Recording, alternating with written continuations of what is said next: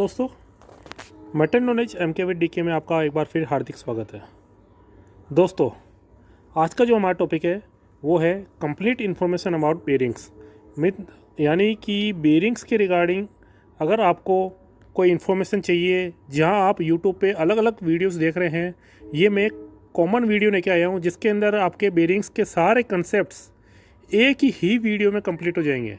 जी हाँ दोस्तों, ये वीडियो काफ़ी इम्पोर्टेंट है मैकेनिकल स्टूडेंट्स के लिए, मैकेनिकल इंजीनियरिंग स्टूडेंट्स के लिए, और जो पर्सन्स किसी इंटरव्यू की तैयारी कर रहे हैं, टेक्निकली तैयारी कर रहे हैं, उनके लिए भी ये काफ़ी इम्पोर्टेंट है।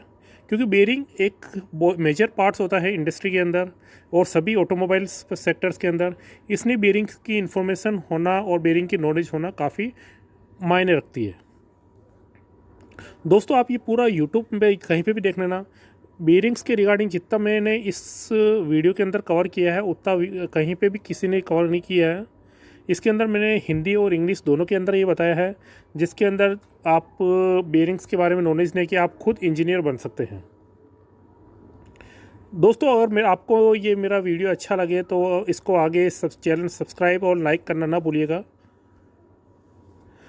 दोस्तों, मेरा जो ये चैनल है इसके अंदर मैं इंडस्ट्री के रिगार्डिंग इन्फॉर्मेशन प्रोवाइड करता हूँ।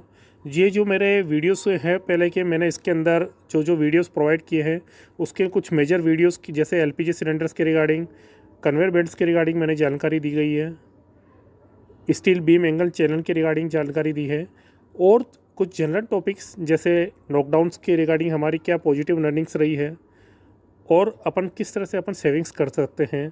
15,000 अगर आपकी सैलरी है तो आप उसमें से 3,000 कैसे बचा सकते हैं। ये सारे वीडियोस मैंने आपको इस मेरे जो चैनल्स के अंदर कवर किए हैं। अगर आपने नहीं देखे हैं तो मेरे इसके अंदर MK विद DK के अंदर जाइएगा, वहाँ पे आपको सारे वीडियोस मिल जाएंगे। तो आज का जो अब मैं स्टार्ट करता हूँ, मेरे जो टॉपिक्स वो है बेरिंग्स के रिगार्डिंग। अब जो मेन जो कंटेंट्स रहेंगे इसके अंदर जो मैं टॉपिक्स कवर करूँगा वो ये है बेरिंग के रिगार्डिंग जनरल इंट्रोडक्शन, बेरिंग के फंक्शंस क्या क्या हैं, बेरिंग्स की टर्मिनोलॉजी, माना बेरिंग के अंदर क्या क्या टर्मिनोलॉजी यूज़ होती है, माना बेरिंग्स के पार्ट्स कौन कौन से हैं, वो इसके रिगार्डिंग मैं आपको बताऊंगा। इसमें किस बेरिंग को कैसे सिलेक्शन करें, मतलब क्या क्या क्राइटेरिया होता है अपन को बेरिंग सिलेक्शन का, वो भी मैं इसमें बताऊँगा। डायरेक्शन ऑफ लोड्स के जो कौन से डायरेक्शन होते हैं, किस किस दिशा में रहता है।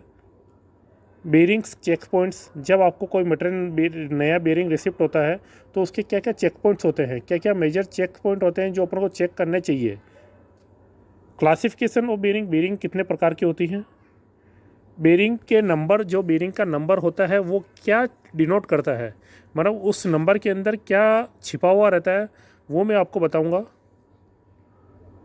Bearing suffix code, bearing clearance क्या होती है, बेरिंग की ID और OD कैसे निकालें अपन,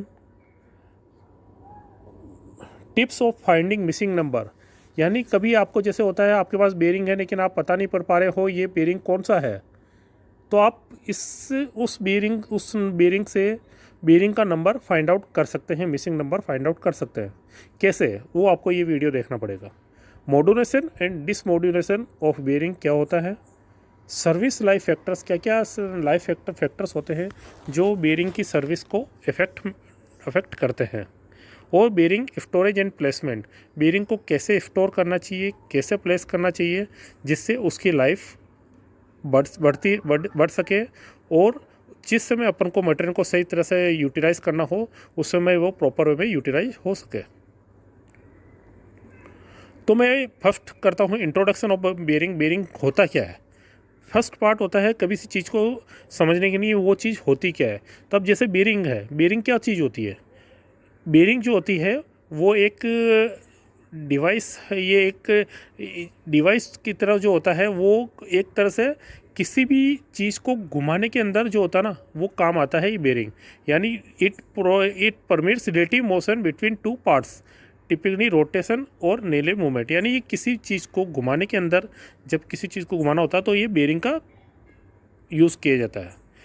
बेरिंग को मोशन के अनुसार और उसके प्रिंसिपल्स के अनुसार उसको क्लासिफाई किया जाता है। बेरिंग के जो बेरिंग में जो होता है वो उसके अंदर ये जो होता है दो मशीन के पार्ट्स के बीच में इसको वो प्रोवाइड एक तरह से सपोर्टिंग मेंबर की तरह काम करता है। अब बेरिंग के जो होते हैं वो फंक्शंस क्या होते हैं, मतलब बेरिंग क्या क्या काम करती है।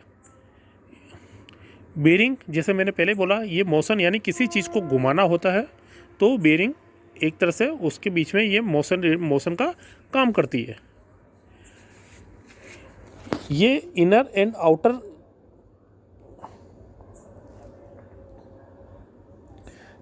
ये consist of inner and outer member separated either with a thin और लुब्रिकेंट और रोलिंग एलिमेंट्स के द्वारा ये अलग वो रहती है। बेरिंग जो होती है लोड को बियर करती है। It locates the moving parts in correct position, यानी किसी भी आइटम को करेक्ट पोजीशन में घुमाना हो वहाँ पे ये बेरिंग का यूज़ किया जाता है और उसको सही डायरेक्शन में वो घुमाती है। It's provide free motion to the moving parts by reducing frictions. Bearing की टर्मिनोलॉजी, यानी जो बेरिंग जो होता है उसके अंदर बेरिंग के वो किस तरह से अपन अलग अलग पार्ट्स में डिवाइड करते हैं और कौन से पार्ट्स को क्या नाम दिया जाता है। जैसे ये बेरिंग है, इसके अंदर बेरिंग्स के अलग अलग, जैसे इनर रेस जो होती है मतलब अंदर की जो बेरिंग की परत होती है वो होती है इनर रेस, यानी ये बेरिंग का अंदर का पार्ट जो होता है वो होती है इनर रेस। आउटर रेस यानी बेरिंग की बाहर की परत। Inner and outer diameter, width, cage यानी जिसके अंदर बॉल बेरिंग, रिटेनर और बॉल सेपरेटर भी कहते हैं जिसको। अब जैसे इसके अंदर मैं आपको बताना चाहूँगा,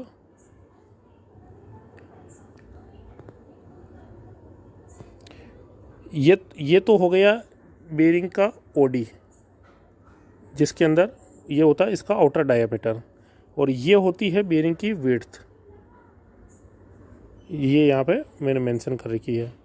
अब ये जो बेरिंग के अंदर जो होते हैं बॉल, ये जो पार्ट होता है वो होता है सेपरेटर और केज कहते हैं। और बेरिंग के अंदर जैसे दो परत होती है, एक बाहर की लेयर होती है, एक अंदर की लेयर होती है। बाहर की लेयर को कहते हैं आउटर रेस, ये आउटर रेस, और अंदर की जो लेयर आउटर रेस, और ये अंदर की जो लेयर होती है उसे कहते हैं इनर रेस। और ये जो बीच वाला जो पोर्शन होता है बेरिंग का इसे कहते हैं बोर, यानी इसको जो बीच वाला पोर्शन था उसको आईडीबी कहते हैं, और बाहर वाला जो होता है वो उसका ओडी कहते हैं।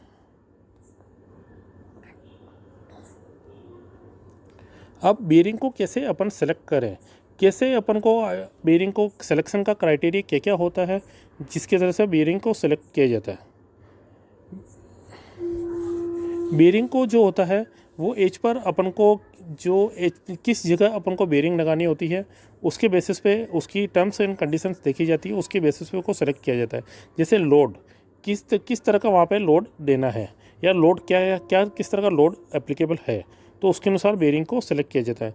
मिस अलाइनमेंट उसका कैसा है उसके बेसिस पे बेरिंग को सिलेक्शन किया जाता है।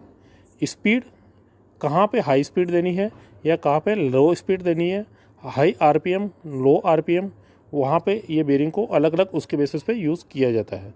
एक्सेस डिस्प्लेसमेंट, माउंटिंग एंड डिसमाउंटिंग, यानी बेरिंग को कैसे इंस्टॉल करोगे और कैसे अनइंस्टॉल करोगे, ये सारा हर बेरिंग का अलग अलग रहता है, तो उसके बेसिस पे इसको यूज़ किया जाता है।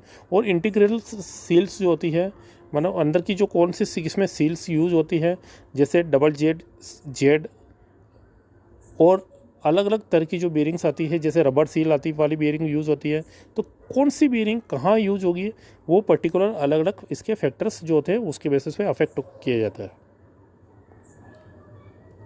डायरेक्शन ऑफ लोड, दो तरह के डायरेक्शन होते हैं लोड जो होते हैं, एक तो होता है रेडियल लोड और दूसरा होता है एक्सियल लोड। जिसमें रेडियल लोड, जिसमें परपेंडिकुलर जो डायरेक्शन ये comes it comes perpendicular on the shaft और रेडियल शाफ्ट, मतलब ये अगर कोई शाफ्ट हो गई तो ये अगर कोई शाफ्ट है तो उसके ऊपर से परपेंडिकुलर डायरेक्शन पे लोड जब आता है उसे कहते हैं रेडियल लोड्स। जैसे सिलेंडर को रोलर बेयरिंग्स हो गई, नीडल रोलर बेयरिंग्स हो गई, इसमें can only support pure radial loads. यही जो होती है बेयरिंग्स वो रेडियल लोड को सपोर्ट कर पाती है।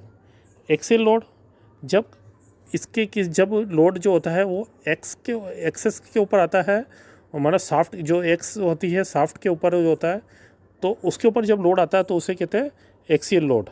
इसमें जैसे होती है थ्रस्ट बॉल बेयरिंग हो गई, 4 पॉइंट कॉन्टैक्ट बॉल बेयरिंग्स हो गई, ये जो होते हैं लाइट और मॉडरेट लोड्स को के लिए परफेक्ट होते हैं।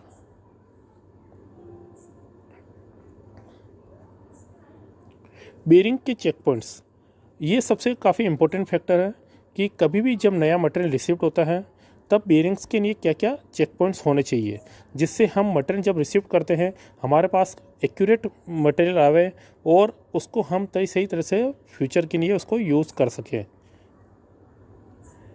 इसके अंदर जो होता है वो होता है bearing number and prefix and suffix. यानी जैसे ये बेयरिंग होती है 6205 डबल जेड, इस तरह की कोई बेयरिंग है तो ये जो पोर्शन हो गया है वो हो गया उसका प्रीफिक्स, और उसके पीछे जो क्या नंबर जो लिखा रहता है वो होता है इसका suffix. Whether bearing is rust free, यानी बेयरिंग के ऊपर कुछ भी रफ्ट और डस्ट नहीं लगी हो, यानी कोई भी जंग नहीं लगी हो, ये अपन को देखना चाहिए। क्लियरेंस, मेरा बेयरिंग का जो अपन ने क्लियरेंस क्या होता है, अपन ने क्या क्लियरेंस का बेयरिंग मांगी है, जैसे C3 क्लियरेंस होती है, C2 क्लियरेंस होती है, C1 होती है या C4 होती है, ये सारा बेयरिंग के क्लियरेंस के समय उसमें at the time of mutton receipt check किया जाता है। मेक एज पर ऑर्डर, अपन ने किस कंपनी की बेयरिंग की डिमांड की है, जैसे अलग अलग कंपनी के मैन्युफैक्चरिंग जो आते हैं, जैसे कह सकते हैं फेक आती है, एस्केफ आती है, एंटीएन आती है, तो अपने किस कंपनी की बेयरिंग की डिमांड की है, वो उसी कंपनी का है या कोई दूसरी कंपनी का आया है। Difference between MRP and PO price, कभी कभी हम जो देखते हैं कि हमने जो ऑर्डर प्राइस दी है और जो उसके ऊपर MRP है, यानी पार्टी जो अपन को कम MRP वाला मटेरियल सप्लाई कर रही है अपने ऑर्डर के अनुसार, तो अपन को वो चेक करना होता है कि उसकी MRP और PO में क्या डिफरेंस, रेट में क्या डिफरेंस है। अगर कुछ होता है तो अपन को ये फाइंड आउट करके उस सप्लायर से डीलिंग करनी होती है कि भाई हमारी MRP में तो ये आ रही है और PO का प्राइस ये है। और मैन्युफैक्चरिंग डेट, कि इस बेयरिंग के ऊपर मेरे को क्या मैन्युफैक्चरिंग डेट लिखी होती है। हम जो रिसीव होती है, हमें जो मटेरियल रिसीव करना होता है 2 to 3 ईयर्स की बेयरिंग का ईयर्स ऑफ मैन्युफैक्चरिंग डेट अपन रिसीव कर सकते हैं। अगर कई हायर पीरियड मैन्युफैक्चरिंग को बहुत जैसे 5 और 6 साल पुरानी बेयरिंग्स है वो अगर अपन को देते हैं तो अपन को उसके बेसिस पे एक्शन लेना चाहिए और उस मटेरियल को रिजेक्ट कर देना चाहिए उसी समय। स्पेसिफिकेशन ऑफ केज, जैसे ब्रास केज होती है, स्टील केज होती है, रबर सील होती है, किस तरह का मटेरियल अपन को चाहिए। Ad hoc checking for oil on the bearing available, यानी बेयरिंग के ऊपर क्या ऑयल अवेलेबल है या नहीं है। ऐसे नहीं हो बेयरिंग बिना ऑयल के आ गई हो, तो अपन को उसमें फाइंड आउट्स करना चाहिए। चेक फॉर इम्पोर्टेंट और इंडिजिनियस बेयरिंग, यानी बेयरिंग अपन ने कैसी मांगी है, कि अपन ने मेक इन इंडिया वाली बेयरिंग मांग के डिमांड की है या out of India foreign bearings की डिमांड की है, वो चेक करना चाहिए। और पैकिंग ऑफ मटेरियल, कि जो बेयरिंग रिसीव हुई है उसकी पैकिंग ओके है या नहीं है।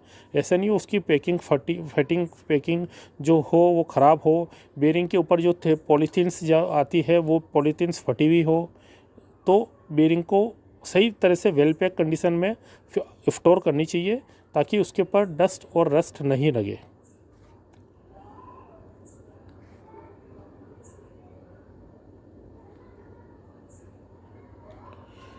अब जो आता है मेन पार्ट आता है वो है क्लासिफिकेशन ऑफ बेयरिंग, यानी बेयरिंग को किस तरह से अपन क्लासीफाई कर सकते हैं, क्या क्या क्राइटेरिया होता है बेयरिंग को क्लासिफिकेशन करने का। यहाँ पे मैंने बेयरिंग को जो होता है वो 2 पार्ट में बेयरिंग क्लासीफाई किया जाता है, वो होता है एंटी फ्रिक्शन बेयरिंग और फ्रिक्शन बेयरिंग।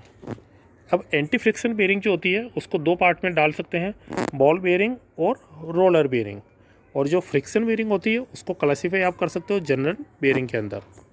अब जो बॉल बेयरिंग को होता है उसको भी 4 अलग अलग पार्ट में आप डिवाइड कर सकते हो, जैसे single row, deep groove bearing, self aligning, single row angular contact bearing और double row angular contact bearing.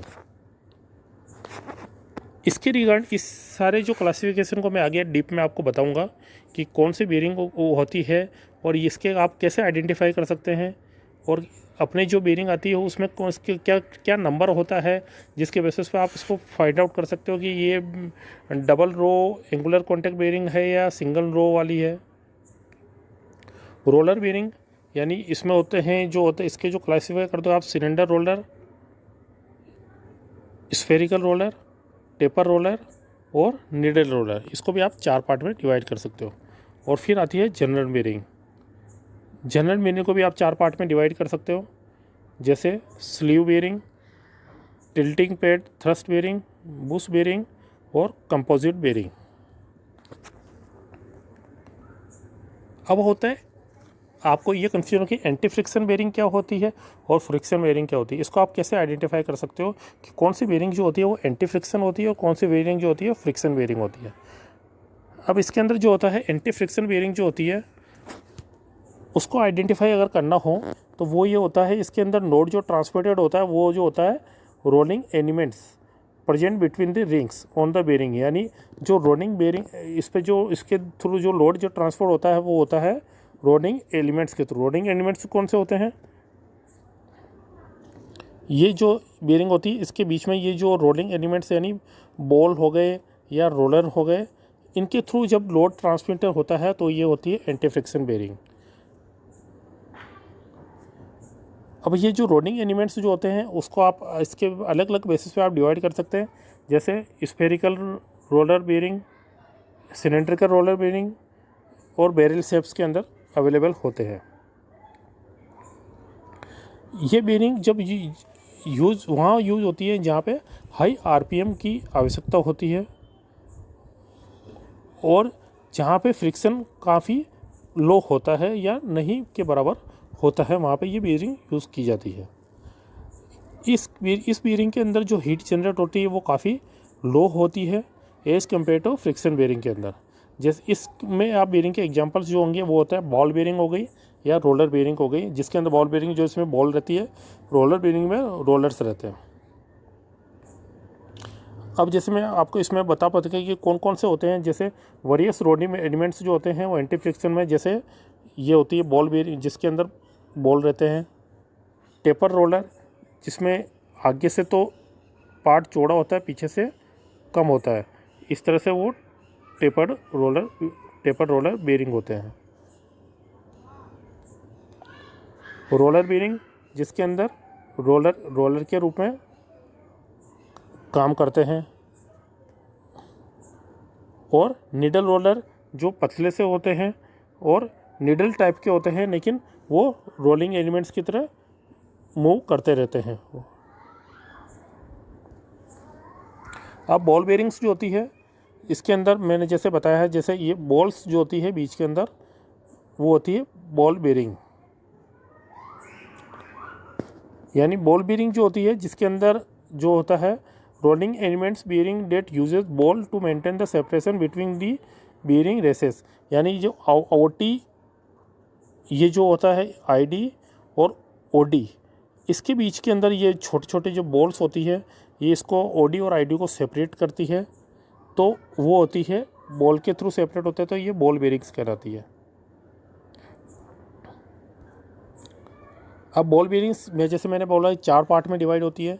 Single row deep groove bearing यानी जिसके अंदर एक ही रो होती है, ये सिर्फ एक रो ही होती है बॉल्स की, तो वो होती है single row deep groove bearing.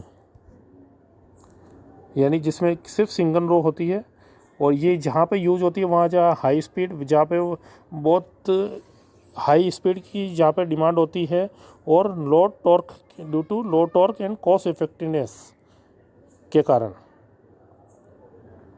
और self aligning bearing load adjustment as per requirement of fitment, यानी जिसके अंदर ये सेल्फ अलाइनमेंट जो होती है बेरिंग जो होती है वो एक एज पर अपनी सेल्फ अलाइनमेंट हो जाती है, यानी एडजस्ट हो जाती है एज पर दी सिचुएशन के अनुसार, वहाँ पे कंडीशन के अनुसार अपन को वहाँ जहाँ पे लग रहा है एडजस्ट करना होता है वहाँ पे एडजस्ट कर सकते हैं इसको, अंदर के पार्ट्स को, एलिमेंट्स को। जो एग्जांपल जैसे 22248 वाली जो बेरिंग्स होती है, 148 वाली बेरिंग होती है, वो सेल्फ अलाइंग बेरिंग की तरह से यूज़ होती है। Single row angular contact bearing, third जो पार्ट है वो होता है single row angular contact bearing. इसके अंदर जो होता है सिंगल रो ऑफ बॉल्स जो होती है वो pure takes loads within its load capacity. ये भी सेम उसी तरह से हाई स्पीड जहाँ पे जो रिक्वायरमेंट होती है वहाँ पे ये यूज़ की जाती है। एग्जांपल जैसे 7309B 20-32-013 जो बेरिंग्स होती है वो इस तरह से यूज़ होती है। और double row angular contact bearing में जिसके अंदर डबल रो होती है बॉल्स की, जैसे ये यहाँ पे है एक रो ये रही और एक ये और रही, जिसके अंदर दो तरह की लेयर होती है बॉल्स की, तो वो होती है double row angular contact bearings. अब जो आता है सेकेंड पार्ट आता है उसमें रोलर बेरिंग। पहला हो गया बॉल बेरिंग्स और दूसरा है रोलर बेरिंग्स, जिसके अंदर रोलर बेरिंग के अंदर जो होता है रोलिंग एलिमेंट्स होते हैं वो होते हैं, उसके द्वारा ये इसके अंदर यूज़ किया जाता है। मूविंग पार्ट्स के अंदर जो होते हैं रोलिंग एलिमेंट्स यूज़ किए जाते हैं। The purpose of rolling bearing is to reduce rotational friction and support radial और एक्सियल लोड्स को सपोर्ट करने में काम आता है। जैसे सिलेंडर रोलर्स, इसमें जो रोलर जो होते हैं वो सिलेंडर टाइप्स के होते हैं, जैसे ये हो गए, ये जो रोलर्स हो गए वो ऐसे सिलेंडर टाइप्स के हो गए, तो उन्हें सिलेंड्रिकल रोलर बेरिंग का तो कहते हैं। जैसे NU 236C3 टाइप के जो बेरिंग्स होते हैं वो यहाँ पे ये होते हैं। स्फेरिकल रोलर, जब इसमें जो रोलिंग एलिमेंट्स जो होते हैं वो स्फेरिकल टाइप्स के होते हैं, तो वहाँ पे जो होता है स्फेरिकल रोलर बेरिंग यूज़ की जाती है। जैसे 22-215 टाइप के जो बेरिंग्स होते हैं वो होते हैं। टेपर्ड रोलर, जैसे मैंने इसमें ये बताया है कि ये जो देखो ये आगे का पार्ट तो काफ़ी बड़ा है, पीछे का पार्ट छोटा है, यानी ये और ये इस तरह की जो रो होती है, मैंने जिसमें आगे का पार्ट बड़ा और पीछे का पार्ट छोटा, तो वो होता है टेपर्ड रोलर बेरिंग्स होते हैं। जैसे 32-319 एग्जाम्पल जैसे मैंने बताया इसमें। और निडल रोलर्स बेरिंग, जिसके अंदर ये निडल्स लगी रहती है मूविंग पार्ट्स के रूप में, तो वो हो गए एक तरह से निडल रोलर बेरिंग्स हो गए।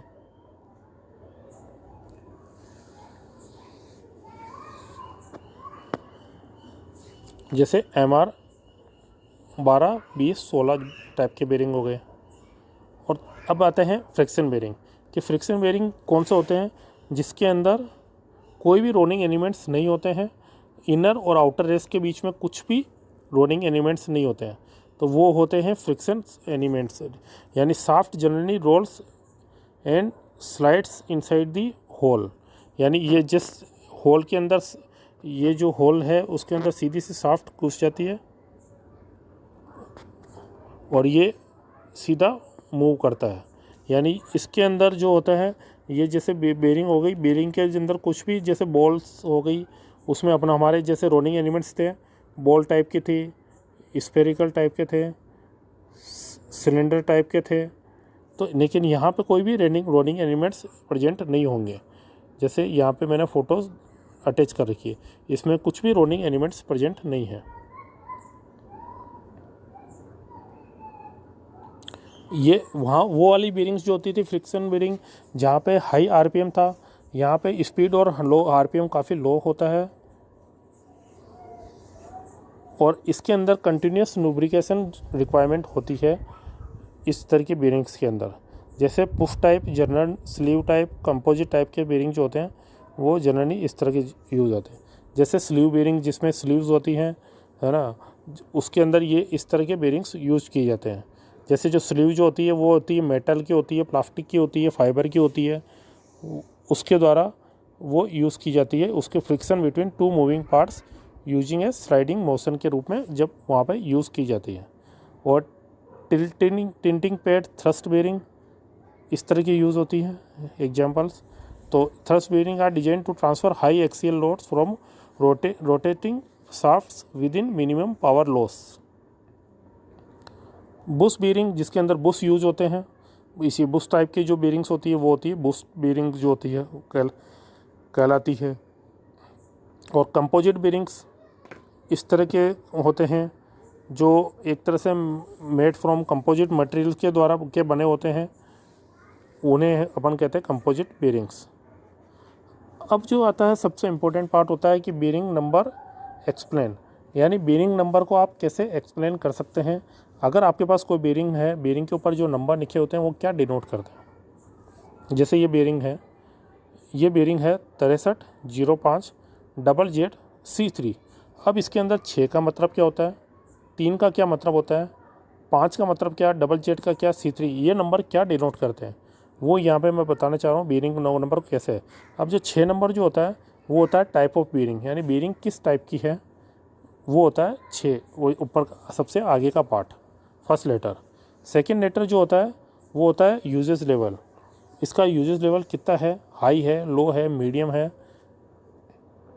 ये होता पार्ट होता है वो होता है इनर डाया, उसके माना उसका डायामीटर क्या है, अंदर की आईडी क्या है। ZZ जो होता है वो सील्डेड बेरिंग, यानी वो बेरिंग किस तरह की है, सील्ड बेरिंग है, सील्डेड बेरिंग है, रबर सील वाली है, ब्रास केज है, ये सारे जो ये बेरिंग होते हैं यहाँ पे ये नंबर डिनोट करते हैं। और C3 जो होती है वो उसकी क्लीयरेंस को डिनोट करती है। क्लीयरेंस जो होता है वो होता है इनर डाया और आउटर डाया के भी, इनर रेस और आउटर रेस के बीच में जो इसके अंदर जो बॉल्स होती है, बीच में बॉल और ओडी के बीच में क्या कितना गैप रहता है, वो क्लीयरेंस के रूप में डिनोट करता है। अब यहाँ पे ये मैंने थोड़ा डिटेल्स में आपको यहाँ पे एक्सप्लेन किया है ताकि पता रहे कि जैसे ये फर्स्ट नंबर का जो पार्ट है, अगर आपके बेरिंग्स 1 नंबर का लिखा रहता है तो वो होगा सेल्फ अलाइन बॉल बेरिंग। जैसे एग्जांपल होता है 100, जिसमें आगे की डिजिट 1 नंबर की होती है, जैसे 100, 1200, 1300, 1400। 2 नंबर जो डिनोट होता है वो होता है स्फेरिकल रोलर बेरिंग, जिसमें 213, 222, 249 इस तरह के बेरिंग्स हो गए। 3 नंबर जो होता है वो double row angular contact ball bearing, यानी आगे का पहला जो अक्षर होता है वो 3 नंबर होता है, 3301, 3302। 4 नंबर का जो होता है वो डबल रो बॉल बेरिंग हो गई। 5 नंबर जो होता है थ्रस्ट बॉल बेरिंग हो गई। 6 जो होता है वो single row deep groove ball bearing हो गई, यानी इसमें 6 जार वाली जो सीरीज होती है, 6200 वाली सीरीज होती है, 6300 यानी 6305, 6306, 6307 तरह की बेरिंग जो होती है वो single row deep groove ball bearing होती है। Single row angular contact bearing, जिसमें 7 नंबर की सीरीज होती है, जैसे 7200, 7201, 7203। 8 नंबर फेल्ट सील बेरिंग, 32 से जो नंबर की जो सीरीज से स्टार्ट जो बेरिंग होती है, जैसे 32205, 32305, वो होते टेपर्ड रोलर बेरिंग होती है। आर होती है जिसके अंदर पहला अक्षर होता है वो इंच बेरिंग होती है।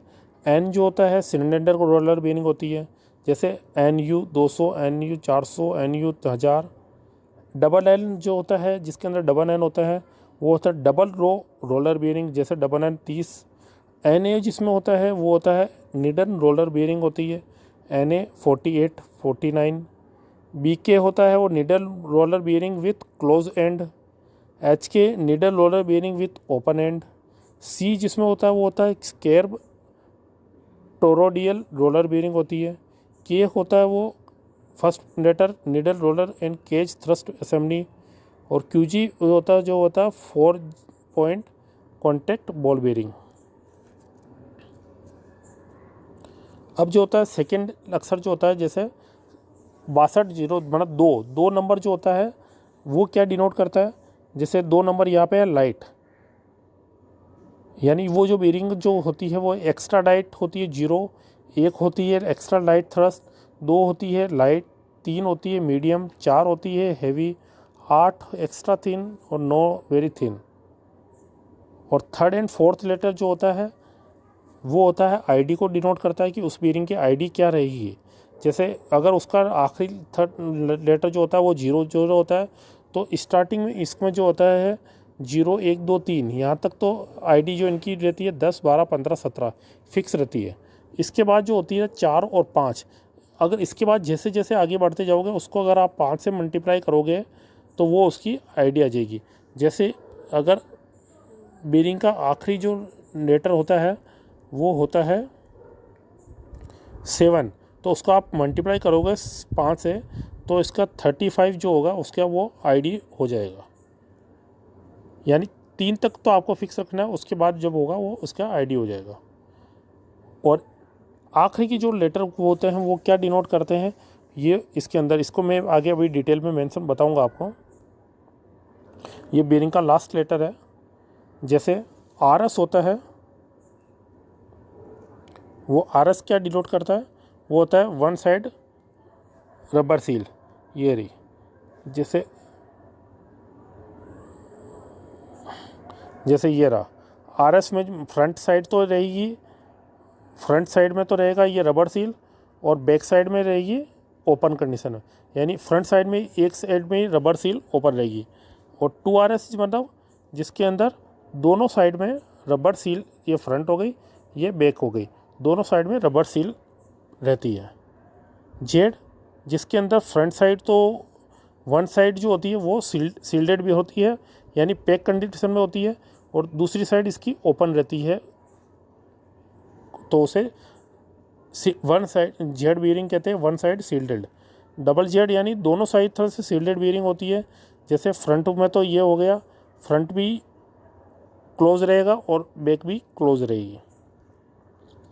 एम जो होती है वो होती है ब्रास केज बीयरिंग, जिसके अंदर जो होता है बीच वाला जो ये पार्ट होता है वो ब्रास का बना होता है।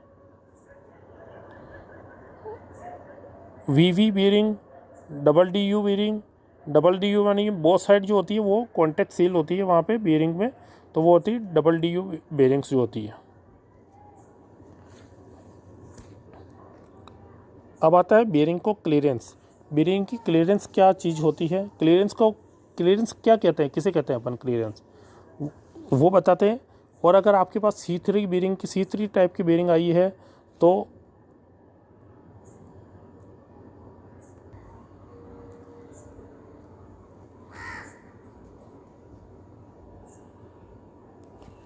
क्लियरेंस जो होती है मतलब gap between outer race and roller.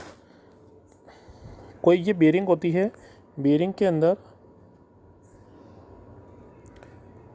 अंदर ये तो हो गई आउटर पेयर और ये बीच में जब ये रोलर होते हैं और ये हो गई इनर डाया। तो यानी ये जो रोलर और ये जो आउटर जो प्लेयर होती है इसके बीच में ये जो गैप होता है वो कहलाता है क्लियरेंस। नॉर्मल क्लियरेंस में वाले बीयरिंग, और जब होता है ये इसमें जब reduce clearance because of tight fit, जब टाइट फिट होती है तब इसकी बीयरिंग की क्लियरेंस कम हो जाती है। और increase clearance because of temperature जब इंक्रीज होता है तो इसकी क्लियरेंस बढ़ जाती है, यानी इन दोनों के बीच में आउटर रेस और जो बीच का जो बॉल्स होती है उसके बीच का गैप बढ़ जाती है।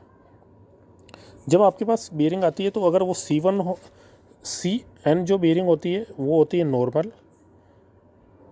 इसको CN यानी इसको आप बीच वाला जो पार्ट मान सकते हैं, यानी ये जो एक स्टैंडर्ड हो गया बीच वाला पार्ट।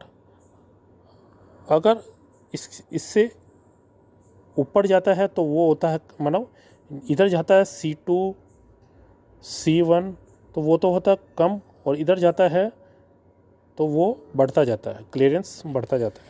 जैसे C1 जो होती है वो लेस देन C2 जो होता है लेस देन नॉर्मल, CN जो होता है नॉर्मल, C3 होता है यानी CN से ज़्यादा वाला, C4 होता है वो C3 से ज़्यादा वाला क्लियरेंस, और C5 जो होता है वो C4 से ज़्यादा वाला। जैसे मैं एग्जांपल बताना चाहूँगा, जैसे 6305 C3, ये क्या इसको अगर आप आइडेंटिफाई करोगे ये किस तरह की बीयरिंग है, तो 6 नंबर जो होता है deep groove ball bearing with clearance greater than normal, यानी इसमें जो C3 में आप डालोगे ग्रेटर देन नॉर्मल, तो ये C3 जो बीयरिंग वो डिनोट करती है वो होती है वो ग्रेटर देन नॉर्मल को डिनोट करती है। अगर किसी कोई बीयरिंग है उसका मिसिंग नंबर फाइंड आउट करना है तो अपन कैसे कर सकते हैं, इसके अंदर दो तरह से आप मिसिंग नंबर को फाइंड आउट कर सकते हैं। इसके अंदर आपको पहले बेरिंग की ओडी निकालनी है, बेरिंग की आईडी निकालनी है, और जो बेरिंग होता है उसकी थिकनेस थिकनेस कितनी है वो निकालनी है।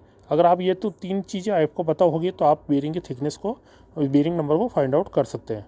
उसके लिए आपको या तो डाउनलोड करो calculated bearing size calculator app, जैसे एनटीएन बोर बेरिंग का जो ऐप आता है वो आप डाउनलोड कर सकते हो। उसके अंदर आप ये डायमेंशन जो होते हैं आईडी ओडी थिकनेस वो डालो, या मेंशन द डायमेंशन, तो गूगल के अंदर आप डायमेंशन मेंशन कर सकते हो, या फिर आप ये डायमेंशन जो होते हैं वो गूगल के ऊपर भी डाल सकते हैं और मिसिंग बेरिंग का जो मिसिंग नंबर है वो फाइंड आउट कर सकते हैं। अब बेरिंग का मेन जो पार्ट होता है वो होता है आईडी और ओडी को कैलकुलेट करना। बेरिंग के आईडी और ओडी को कैसे फाइंड आउट कर सकते हैं? ये बेरिंग है, इसका ये वाला जो पार्ट हो गया वो इसका हो गया आईडी, और ये जो बाहर का पार्ट होता है वो होता है ओडी। आईडी और ओडी कैसे निकालें? आईडी जो निकालने का जो फॉर्मूला होता है वो है, ये जो बेरिंग होती है इसके अंदर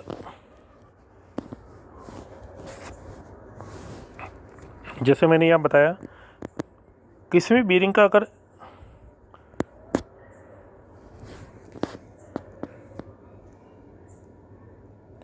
जो लास्ट के जो डिजिट होते हैं वो 0 1 2 3 अगर होते हैं इसमें बेरिंग में, तो आपकी जो आईडी होगी वो 10 12 15 17, ये तो फिक्स है 10 12 15 17। उसके बाद अगर जो बढ़ता है, जैसे अगर आपके 6205 6206, तो होगी जो लास्ट की जो 2 डिजिट होती है उसको आप मल्टीप्लाई करो 5 से, तो वो उसकी आईडी हो जाती है। जैसे ये लास्ट की 2 डिजिट 4 है, उसको आप 5 से मल्टीप्लाई किया तो इसकी 20, 5 है 5 को 5 से मल्टीप्लाई किया तो 25। लास्ट की डिजिट 6208 बेरिंग है, इसके अगर अपन को आईडी निकालनी है तो लास्ट की जो दो डिजिट होती है 08 को आप मल्टीप्लाई करो 5 से तो 40 mm इस बेरिंग की आईडी होगी। ओडी निकालने के लिए मैं आपको अगले एक वीडियो और बनाऊंगा, उसके अंदर मैं ओडी के बारे में जानकारी दूंगा। सर्विस लाइफ फैक्टर्स, यानी कौन कौन से फैक्टर्स होते हैं जो बेरिंग की सर्विस को, लाइफ को अफेक्ट करते हैं, वो उसको अगर आप सही तरह से आइडेंटिफाई कर लेंगे तो बेरिंग की लाइफ काफ़ी बढ़ जाती है। जैसे कॉन्टामिनेशन, वियर, मिस अलाइनमेंट, कोरोजियन माना जंग लगना, केज फेलियर, किस तरह से केज फेलियर होती है, लुब्रिकेशन, उसका ऑयल लुब्रिकेंट उसका ख़त्म तो नहीं हो गया है या कम तो नहीं हो गया, सील, उसके अंदर की सील कैसी है क्या है, और स्टोरेज, बेरिंग को आप कैसे स्टोर करते हो, क्या पैटर्न है उसका स्टोरेज करने का। अगर पुअर स्टोरेज रहेगी तो बेरिंग की लाइफ जल्दी ख़त्म हो जाएगी। अगर आप बेरिंग को सही ढंग से स्टोर करते हैं तो उसकी लाइफ काफ़ी बढ़ेगी। अब जैसे बेरिंग को स्टोर करने के लिए क्या करना चाहिए, do and don't of bearings, ये इसके रिगार्डिंग मैंने एक वीडियो पहले भी बनाया है, जैसे मैं आपको आगे बताऊंगा, उसका लिंक वो आप देख लीजिए। और इसमें मैंने कुछ शॉर्ट पार्ट्स डाले हैं कि बेरिंग को स्टोरेज करते समय क्या करना चाहिए। जैसे बेरिंग को जो क्लीन, ड्राई और लो ह्यूमिडिटी एनवायरनमेंट में स्टोर करना चाहिए, मॉइस्चर फ्री एनवायरनमेंट में वहाँ स्टोर करना चाहिए जहाँ पे मॉइस्चर नहीं हो, डायरेक्ट सनलाइट से बचाना चाहिए, और जब फीफो बेसिस के बेसिस पे बेरिंग को इशू करना चाहिए।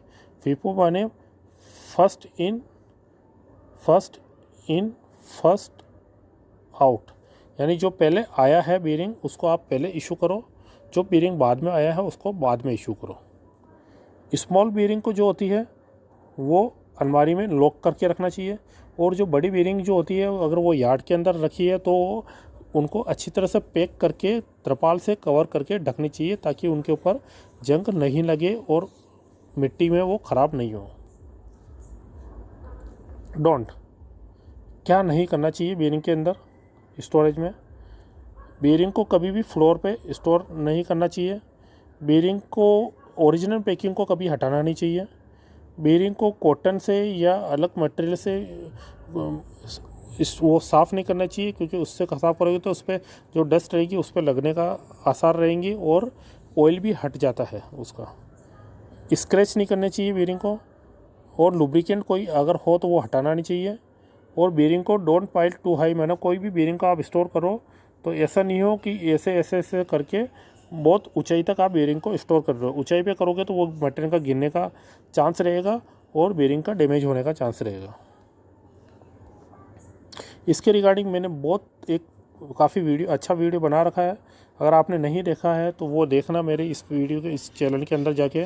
बेरिंग की लाइफ को, इससे कि बेरिंग को स्टोरेज करने से क्या क्या फ़ायदा होता है, क्या बेनिफिट्स है, इससे कंपनी की डायरेक्ट ग्रोथ पे, प्रॉफिट पे इम्पैक्ट आता है, बेरिंग की लाइफ कैसे बढ़ा सकते हैं, वो इसके अंदर आपको पूरी जानकारी मिलेगी।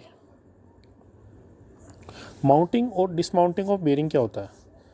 Mounting means installation of bearing, किसी भी चीज़ को इंस्टॉल करना, वो होता है माउंटिंग। और डिसमाउंटिंग मीन्स यानी डिसमेंटिंग करना, यानी बेरिंग को निकालना, हटाना, वो करना कहलाता है डिसमाउंटिंग ऑफ बेरिंग। यानी इंस्टॉल, इसको आप सिंपल भाषा में कह सकते हो इंस्टॉलेशन, और ये होता है अनइंस्टॉल करना बेरिंग को। अब मैं यहाँ पे कुछ किंग्स है जो मतलब एक तरह से हर एरिया की अपने अपने किंग्स होते हैं, महाराजा होते हैं, महारथी होते हैं उस पर्टिकुलर एरिया में। जो किंग्स होते हैं बेरिंग के, जो बेरिंग के किंग्स है वो जैसे SKF, FAG, NTN, Timken, Koyo, NSK, IQ, INA, Nachi, ये सारे बेरिंग्स के किंग्स होते हैं। इनके बेरिंग सप्लाई किए जाते हैं मार्केट में, अधिकतर मेजर इंडस्ट्रीज़ को सप्लाई किए जाते हैं। और भी बहुत सारे अदर मैन्युफैक्चरर्स होते हैं, उनके बेरिंग जो है वो पार्टीज़ को सप्लाई किए जाते हैं।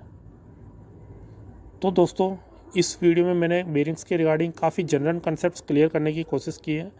अगर आपको मेरा ये वीडियो अच्छा लगे तो इस वीडियो को लाइक करें, शेयर करें और चैनल को सब्सक्राइब ज़रूर कीजिएगा। और आगे मैं ऐसे ही कुछ नए नए टेक्निकल वीडियोस डालता रहूँगा और कुछ जनरल वीडियोस भी इंक्लूड करता रहूँगा। मेरे चैनल को आप लाइक, शेयर और सब्सक्राइब ज़रूर कीजिएगा। धन्यवाद।